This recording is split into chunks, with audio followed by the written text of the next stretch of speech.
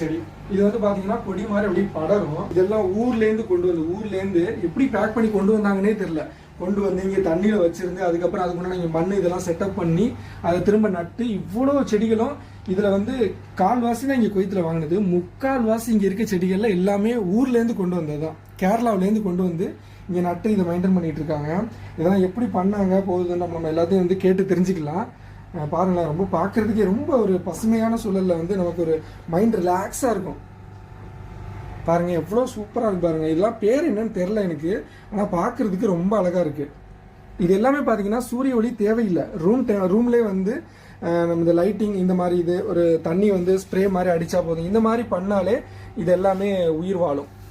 இப்போ ஹால் பார்த்துட்டீங்க, அந்த கிச்சனையும் பார்த்துட்டீங்க. இங்கே அதாவது ஒரு ஃபேமிலி ஃப்ளாட்டில் எப்படிப்பட்ட கிச்சன் எந்த மாதிரி இருக்குது, ஹால்லாம் இருக்குன்னு பார்த்தீங்க. இந்த செடிகளை பற்றிலாம் இப்போ நம்ம இங்கே இருக்க அம்மாட்ட கேட்டுடலாம். அம்மாவை கூப்பிடலாம். இப்போ